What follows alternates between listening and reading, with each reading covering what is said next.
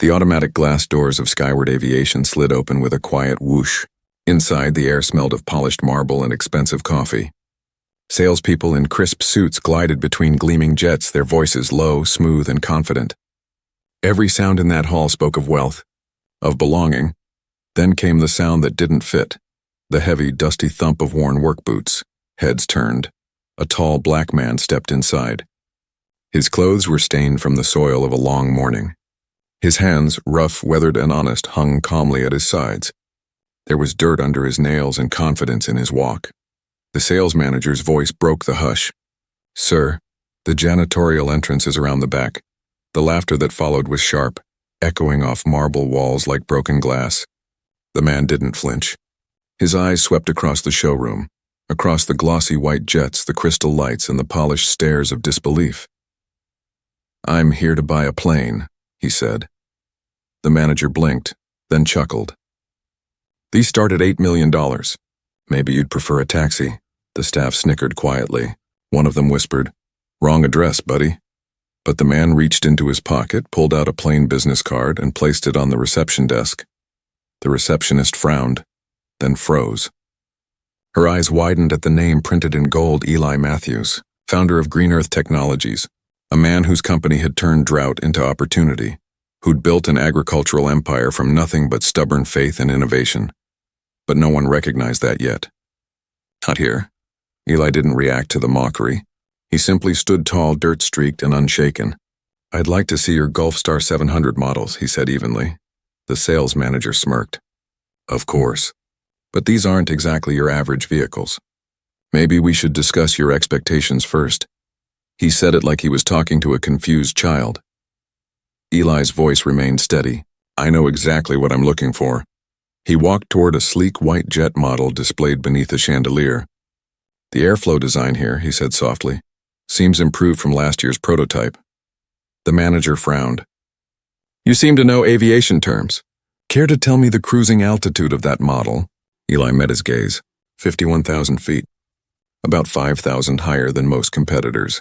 That gives better fuel efficiency and smoother travel. You'll save around 8% on long-distance flights. The manager's smirk faltered. Just for a second, Eli continued, calm and composed. "And it uses the SkyVision 3 avionics suite, the one with enhanced vision and synthetic display integration." Now the man was speechless. People nearby were pretending not to listen, but they all were. Every head turned a little closer, pretending to browse, pretending to check prices, just to catch a better view of the farmer who spoke like an engineer. Finally, the manager found his voice again. "Impressive. Research," he sneered. "But do you understand the costs involved? These planes start at $8 million, and that's before the $2,000 an hour operating costs. Maybe you should look into something a bit more practical." "I understand the costs perfectly," Eli replied. "Show me your inventory." "Company policy," the manager said. "Financial verification first. For certain clients." Eli's eyes flicked to a nearby couple being shown around freely. No one had asked them for bank statements. He looked back. "Do you ask everyone that question?" "Of course," the man lied. "Security reasons." Eli studied him quietly. "Then I'll need to speak with your owner. I had dinner with him last night." The manager burst out laughing. "Dinner with Mr. Harrington? Our CEO doesn't dine with walk-ins." The laughter returned, softer this time, meaner. But something shifted in Eli's expression, a flash of steel beneath the calm.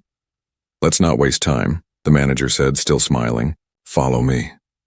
He led Eli through the center of the showroom instead of the short side path, making sure every customer saw the contrast.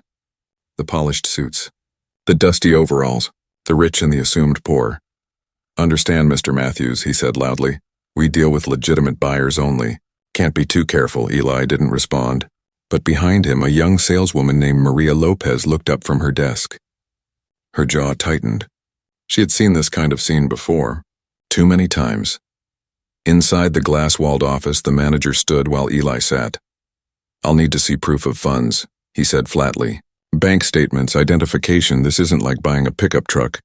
He smirked, certain the farmer would break, that pride would give way to embarrassment. Eli said nothing. He simply took out his wallet and placed his ID on the desk. The manager barely glanced at it. "And your financials?"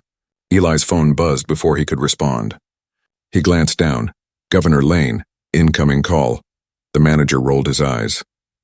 Of course. Wouldn't want you to miss a call from the governor. But Eli answered it anyway. Yes, Governor.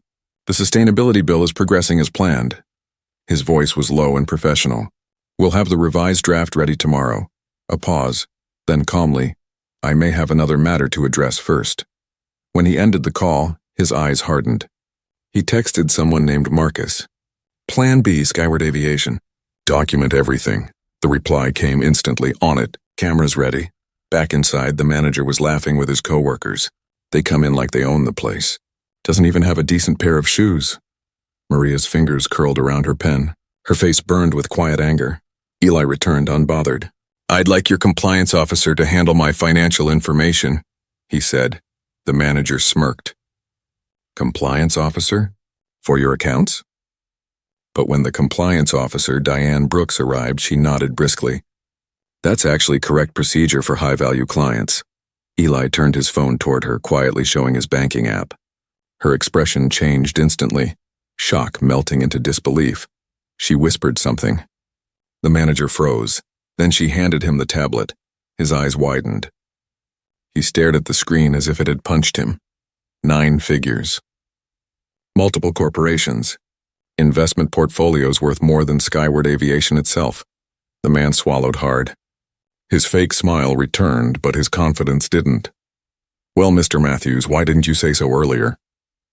Eli's voice was calm as ever. I did. The manager's tone shifted so fast it made the room feel colder. Of course, Mr. Matthews, just a small misunderstanding. Happens all the time. But his eyes told another story. Panic, shame, and the desperate need to regain control. He stepped around the desk, trying to stand shoulder to shoulder with Eli now, as if they'd always been equals. Let me show you our premium aircraft. The Skyward 700X is our crown jewel. Eli rose slowly. His gaze never left the man's face. Lead the way. Out in the showroom, whispers spread like wildfire. The same customers who had smirked before now stared with uneasy fascination. The same employees who had laughed into their hands now pretended to be busy. Even the air seemed to hold its breath. Right this way, the manager said, his voice unnaturally bright. This particular model includes our platinum interior package. Only the best for clients like yourself. He spoke quickly, sweating under the glow of the chandelier. You'll love the leather. Custom Italian design, handcrafted. Eli brushed a calloused hand over the model's smooth metal surface. What's the cabin pressure differential? He asked quietly. The manager blinked. The what? The cabin pressure, Eli repeated, patient as a teacher. I like to know how well the air system performs during long-haul flights. Ah, yes, of course. Very stable. He coughed, then forced a laugh. But let's be honest, most clients don't ask about that sort of thing. He kept talking louder now, hoping to drown out the embarrassment rising in his throat. But everyone could see it. The same arrogance he'd wielded minutes ago had curdled into fear. Then Maria stepped forward. She moved carefully, like someone crossing a line she knew existed but could no longer respect. Mr. Matthews, she said softly, if you have any questions, I can print the full specifications for you. Her tone was warm, professional, human. Eli turned to her. Thank you, Ms. Lopez, that would be helpful. The manager's face tightened. Maria, you have calls to make, he snapped. But she stood her ground. They can wait. For a long, tense moment, the three of them stood in silence. The man who judged, the man who endured, and the woman who refused to look away. Then Eli's phone rang again. This time, the caller ID read Charles Harrington. The CEO, he answered without hesitation. Charles, good to hear from you. The entire showroom went quiet. The manager's head jerked up. The name Harrington carried weight here, enough to stop any conversation mid-sentence. Eli, said the voice on the other end, smooth and familiar. Sorry I couldn't meet you in person today. Is everything going well at Skyward? Eli's eyes flicked to the manager. It's been enlightening, a pause. Enlightening how? Eli's tone stayed calm. Let's just say I've seen the company culture in action. The voice on the line sharpened. Who's assisting you? Eli replied evenly. Your senior sales manager, Michael Carter. Every word landed like a slow hammer. I see, Harrington said after a long silence. "Put me on speaker, will you?" Eli did. The CEO's voice filled the room, strong and unmistakable. "Mr. Carter," he said, "I trust you've been treating my guest with the highest professionalism." The manager's mouth went dry. "Yes, sir. Absolutely, sir. Just a little mix-up, nothing serious." But Harrington wasn't fooled. "I'd like to hear that from my client." Eli turned toward the glass walls where the entire showroom was now listening. "Let's say professionalism has been selective today." The color drained from the manager's face. The CEO's tone hardened.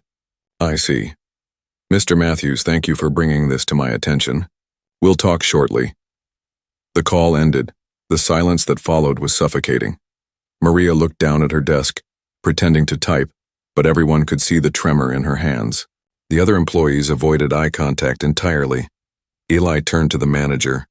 "You never asked who I was," he said quietly. "You only looked at what I was wearing." Then a familiar voice broke through the tension. "Eli Matthews? Is that really you?" An elegant woman approached from across the showroom, her heels clicking against the marble. Her smile was genuine. "Dr. Patel," Eli said, returning the greeting warmly. "Good to see you again." Dr. Anika Patel, a renowned researcher from Stanford's Agricultural Sciences Division, extended her hand.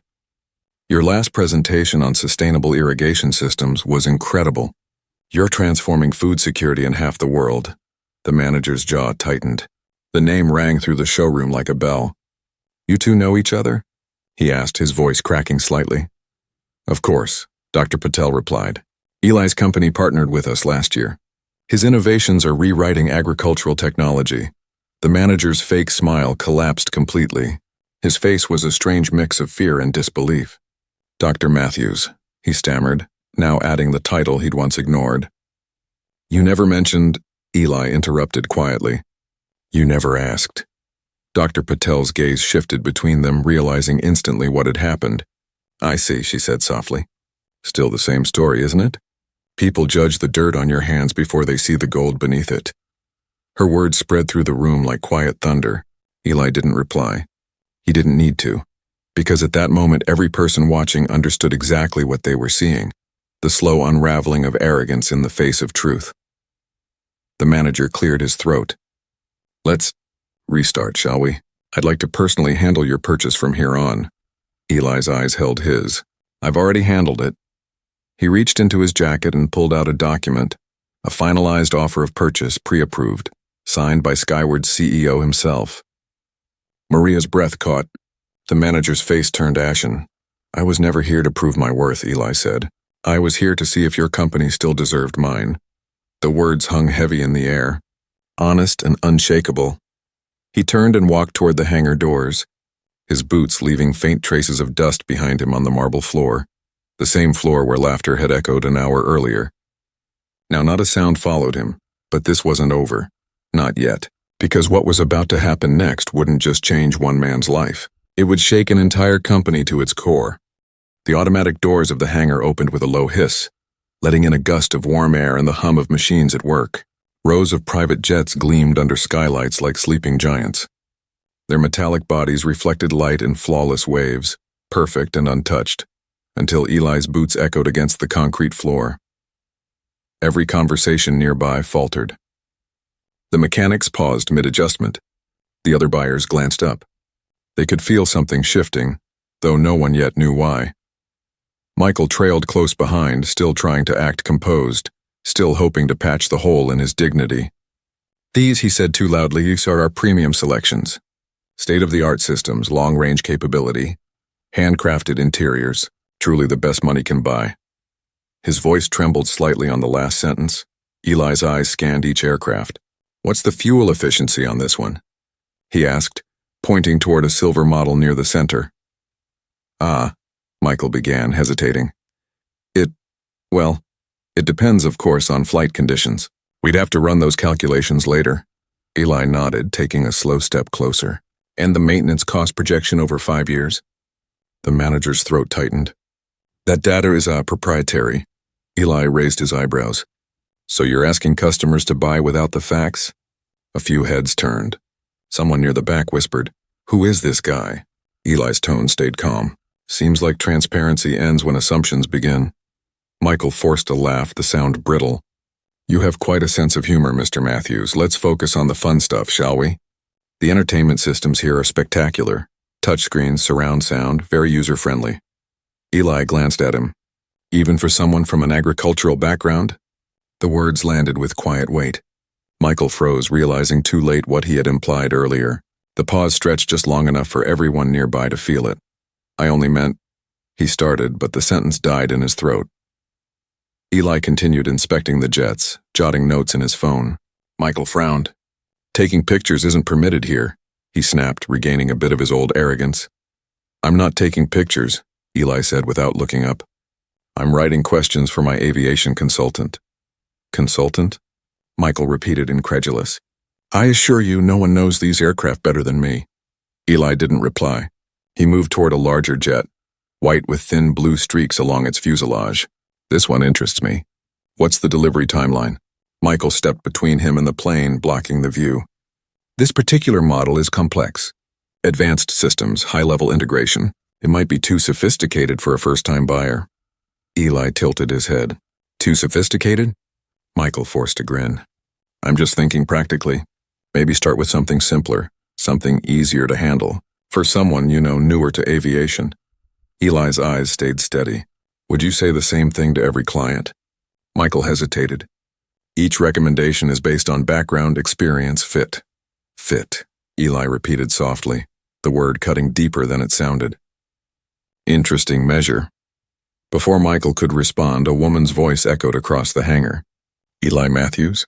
Is that really you? Everyone turned. A confident woman in a navy suit approached, walking briskly. Her presence carried authority, the kind that couldn't be faked. Eli smiled genuinely for the first time all day. Dr. Harper, good to see you.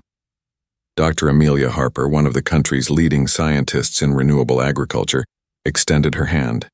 I didn't expect to find you here, she said warmly. I read your latest report on solar integrated irrigation. Brilliant work. Michael's face went blank. You know him? She blinked at him, surprised. Of course. We've worked together for years. His innovations are changing the way we grow food in dry climates. Haven't you seen his company's global expansion reports? Michael swallowed hard, his smile vanishing. I may have missed that. Dr. Harper turned to Eli, lowering her voice. You're buying a jet, I see. About time. You've earned it 10 times over. Eli chuckled. Some people here weren't so sure. Her eyes flicked toward Michael, reading the situation instantly. Ah, that old story. She gave a small, knowing sigh. They never learned to look past the surface. Michael stammered something about misunderstanding, about policy, about company standards. No one listened. The truth hung between them, undeniable. Eli's phone buzzed again. The name glowing on the screen made Michael's heart stop. Charles Harrington, CEO. Eli answered and placed it on speaker. Eli. Harrington's voice filled the air, firm and direct. I'm calling to apologize personally. I understand there have been issues. Yes, Eli said evenly. There have been. Michael's face turned gray. The entire hangar froze. Tell me, Harrington said. Who handled your visit today? Your senior manager, Eli replied. Michael Carter. The silence that followed was heavy enough to press against the walls. I see, Harrington said slowly. And how would you describe your experience? Eli looked straight at Michael. Illuminating. The CEO's tone dropped. Mr. Carter, you're relieved of your duties effective immediately. Security will escort you out once this call ends. Gasps rippled through the hangar. Michael's jaw fell open, his words tumbling out in disbelief. Sir, you can't... But the line went dead. Michael turned toward Eli, face pale, voice shaking. Eli's calm was steady, unbreakable. Actions have consequences. Maybe now you'll understand that. Maria appeared beside them, tablet in hand. Mr. Matthews, she said softly. Thank you for what you did. For standing your ground. Eli met her gaze. You did something brave, too. You spoke up when others stayed silent. Michael's voice broke behind them. You'll regret this. You think one man can change how things are done here? Eli turned to face him, voice low but firm. Change doesn't start with things. It starts with people who stop accepting them. Then he walked away, slow, steady, unhurried. Every pair of eyes followed him, and as he reached the exit, sunlight washed over his shoulders, dusting his overalls with gold. But Eli wasn't finished yet. Not even close, because the next day, Skyward Aviation's boardroom would become the stage for something far bigger, a confrontation that would expose everything the company tried to hide. What began as humiliation in a showroom was about to become a lesson for an entire industry, and Eli Matthews was ready to teach it. The next morning, Skyward Aviation's headquarters buzzed with uneasy energy. The building, a glass tower of pride and power, felt heavier than usual. Whispers traveled faster than the elevator lights that climbed its mirrored shaft. Everyone knew something had happened yesterday. They just didn't know yet how deep it went. Inside the top-floor boardroom, 12 people sat around a long table of dark wood polished to a mirror finish. The Skyward emblem gleamed in the center, but the room's usual confidence was gone. Instead, there was tension, thick, watchful, and waiting. Eli walked in quietly, dressed in the same simple clothes that had once drawn laughter. No suit, no tie, just calm purpose. He was accompanied by two people, Maria Lopez, who now looked every inch a woman unafraid, and a tall man in a dark suit carrying a folder marked Legal Review. His name was Marcus Green. At the head of the table, the company's CEO, Charles Harrington, joined the meeting through a large video screen mounted on the wall. His voice, crisp and serious, filled the room. Let's begin. We're here to address the events that took place yesterday and what they reveal about this company's culture.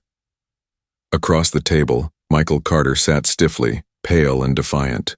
His attorney whispered something to him, but the words didn't seem to help. Charles nodded to Marcus. Mr. Green, you have the floor. Marcus opened the folder and began methodically laying out documents. Over the past 24 hours, my team has reviewed internal communications, customer feedback, and employee reports. What we found paints a very clear picture. Discriminatory treatment toward certain customers was not an isolated occurrence, it was a pattern. He tapped his tablet and the wall screen lit up.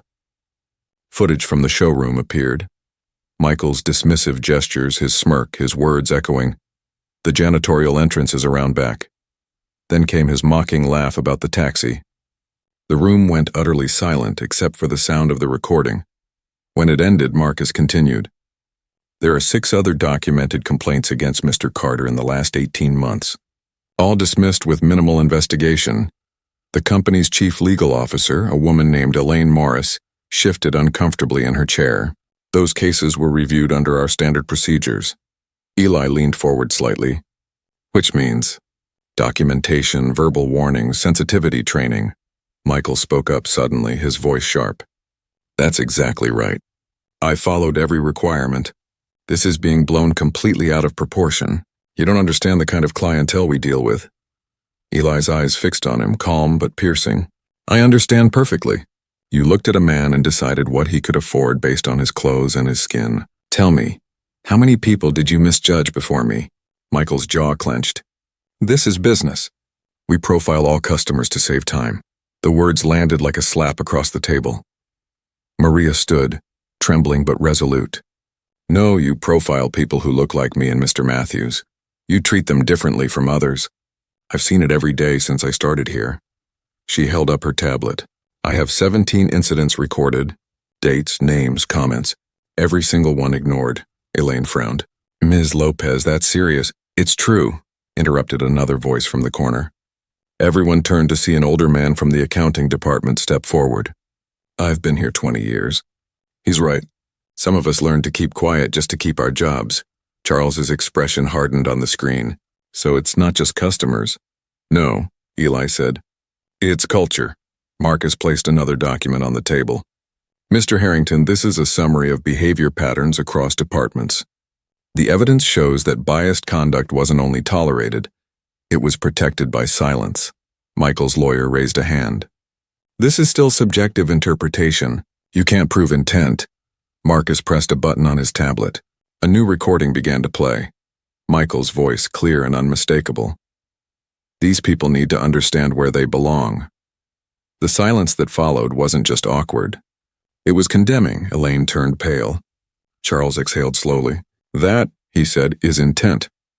Michael slammed his hands on the table. You're twisting this. He came in dressed like a farmer. I treated him how anyone would have. Eli's voice cut through his rant, low and steady. You treated me how your prejudice told you to, not how professionalism required you to. Charles looked directly into the camera. Mr. Carter, you're suspended effective immediately pending final review. Michael glared at Eli. You think this makes you a hero? You've ruined my career. Eli's gaze didn't waver. No, you did that yourself. Charles turned his attention back to Eli. I need your assessment of how to fix this, not just for damage control, but for permanent change. Eli opened a second folder and slid it across the table. There are two paths, he said. One, you let this go public. The world will hear about the company that humiliated clients based on appearance. Your stock will drop, your reputation will collapse, and your best people will walk away. He paused. Or two, you rebuild from the inside. Real accountability, measurable reforms, leadership training that actually confronts bias instead of hiding it behind polished language. And if you're serious about change, I'm willing to invest. Not as a favor, but as a shareholder who believes your company can become something better. The room stirred with quiet disbelief. Charles leaned forward on the screen. You're offering to invest after what you've been through? Eli nodded once. Because what I saw isn't just a story about racism. It's a story about potential wasted by blindness. You have good people here, people like Maria, who could lead a new era of aviation service if they were given the chance. Maria looked at him, stunned. Elaine whispered, He's right. The numbers don't lie. Inclusive companies perform better. Michael laughed bitterly. So now we're making decisions based on feelings? Eli turned to him one last time. No, on results. He gestured toward the wall screen, which now displayed charts and studies, data showing that inclusive companies outperform competitors by double digits. Bias isn't just wrong. It's expensive. You've been losing millions chasing comfort instead of progress. The CEO watched in silence. Then he said, I support Dr. Matthews' proposal.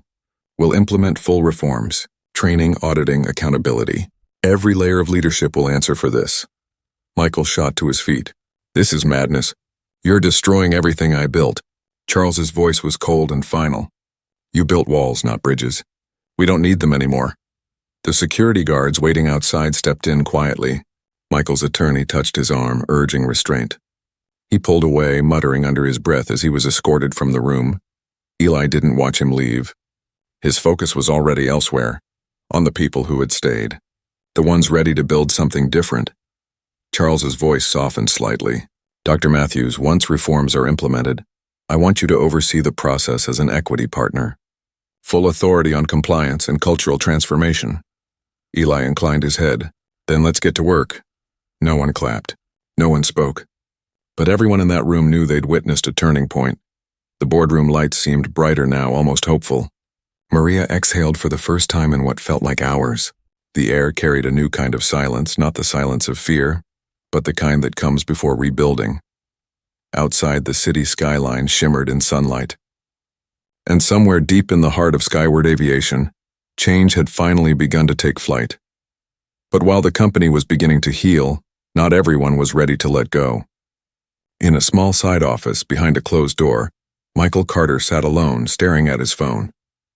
His hands shook as he typed a message he would regret before the hour was over, and that message would set off the next storm. The office felt too small for Michael now. The blinds were half drawn, stripes of light cutting across his face. His hands hovered over his phone, trembling. Every thought in his head was a storm. Rage, disbelief, humiliation. He'd lost everything in a single day. 20 years of deals, reputation, control, all undone by a man he'd mocked without a second thought. He typed furiously, his thumbs stabbing the glass. This was a setup. He baited me. You don't ruin someone's career for a misunderstanding. He sent the message to a colleague in another aviation firm, then another. Then to a journalist he'd met at a trade show 2 years earlier, but the messages didn't stay private. Within hours, screenshots started circulating. His bitterness had found an audience, and that audience found him guilty before any defense could form. By evening, Skyward's PR team was in chaos. News alerts blazed across phones and screens. Discrimination scandal at luxury aviation firm. The video Maria had recorded, the laughter, the arrogance, the moment of exposure, had surfaced. It spread like wildfire. Comments poured in by the thousands. Some were angry. Others shared their own stories of being profiled in places that claimed sophistication but sold exclusion. Eli didn't speak publicly. He didn't need to. His silence said more than any press statement could. At dawn the next day, a black car pulled up outside Skyward's building. Eli stepped out wearing a clean shirt, jeans, and those same boots that had once drawn Mockery. Maria met him in the lobby, her expression equal parts exhausted and hopeful. "They're waiting upstairs," she said. When they entered the conference hall, cameras flashed. Reporters lined the walls. The room buzzed with tension. On one side sat Skyward's leadership team. On the other, Eli, Marcus, and representatives from the state's ethics commission. Charles Harrington looked 10 years older than he had a week ago. He stood at the podium. "Today," he began, "Skyward Aviation accepts full responsibility for the actions that occurred within this company. This is not the company we claim to be, and thanks to Dr. Eli Matthews, we now have the chance to become better." Every head turned toward Eli. The camera zoomed in. He didn't make a speech. He simply nodded once, the quiet authority of someone who had already said enough. Marcus stepped forward with a folder. "Effective immediately, Skyward Aviation will launch a comprehensive inclusion and accountability initiative. This includes independent oversight, internal audits, employee retraining, and a full restructuring of the sales hierarchy. The first person to oversee these reforms, Maria Lopez." The room broke into low murmurs. Maria froze. "Me?" she whispered. Eli smiled faintly. "You earned it," Charles nodded. "Ms. Lopez, you showed integrity when others stayed silent." "That's leadership." Maria stood, her eyes bright with shock. The cameras caught the moment perfectly. One of those rare instants that feel like justice being written in real time. But justice had another layer waiting. A few days later, Michael Carter sat in a sterile corporate hearing room on the 3rd floor. The blinds were open this time, the morning sun harsh and revealing. Across the table sat a review panel, 5 people with folders and cold eyes. His lawyer was beside him, but even he looked tired now. The HR director spoke evenly. "We've reviewed the footage, the testimonies, and your communications. The evidence shows a consistent pattern of discriminatory behavior." Michael clenched his fists. "I made judgments based on professionalism. Presentation matters in luxury sales." The HR director flipped a page. "Your words were, these people need to understand where they belong." He tried to speak again, but his voice cracked. "You're taking that out of context." One of the panel members leaned forward. "What context justifies that?" The silence was final. When they read the decision, he didn't fight it. Termination. With cause. Effective immediately. His industry credentials would be reviewed for ethical violations. Outside the building, security guards escorted him past the same lobby where he'd once strutted like a king. Through the glass doors, he saw a familiar figure stepping out of a car. Eli. They locked eyes for a brief moment. Eli's face was unreadable. No triumph, no anger, only quiet acknowledgement. Michael looked away first. Later that afternoon, the world saw the headline, "Skyward Aviation announces historic reform plan after discrimination scandal." A photo accompanied it, Charles and Eli shaking hands beside a newly polished aircraft, sunlight glinting off its wings. Both men looked forward, steady, unflinching. Inside the company, change moved faster than anyone expected. The walls once lined with portraits of executives were replaced with images of employees from every background.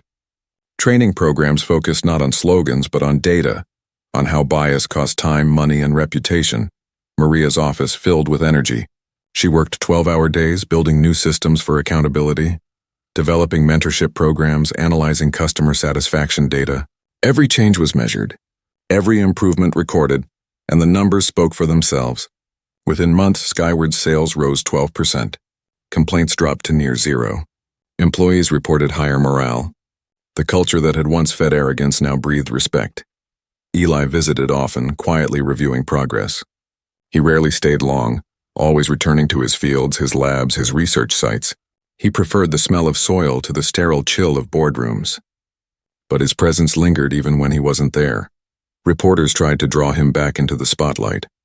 They wanted quotes, confessions, drama. He gave them none. "The story isn't about me," he said once. "It's about the work." And the work continued. Across the industry, other companies began studying Skyward's transformation. Panels formed. Policies changed. People whispered that one man had forced the entire luxury sector to look in the mirror.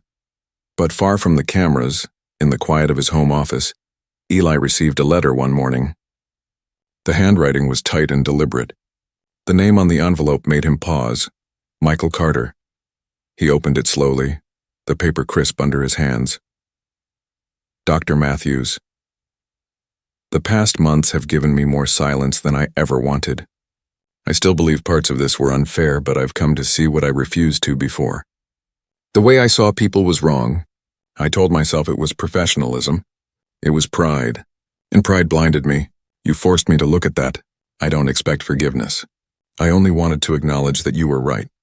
Michael Carter Eli read the letter twice, then folded it neatly and placed it in a folder labeled Correspondence, Skyward Reform. He didn't smile. He didn't sigh. He simply set it aside and turned back to the plans on his desk.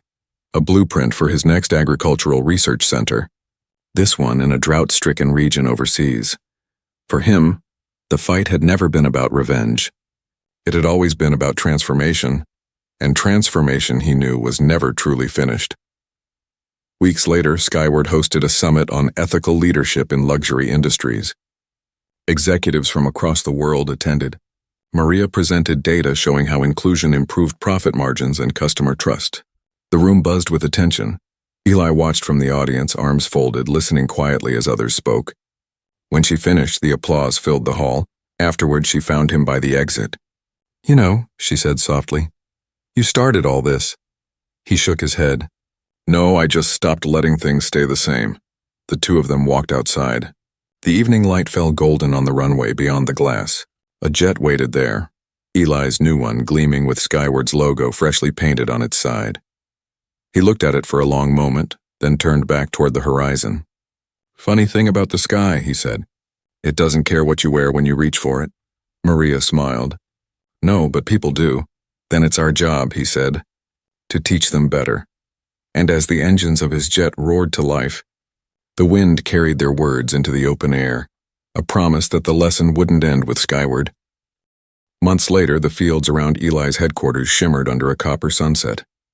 Wind turbines turned steadily beyond the rows of hybrid crops, their rhythmic hum blending with the quiet buzz of distant machines tending to the earth.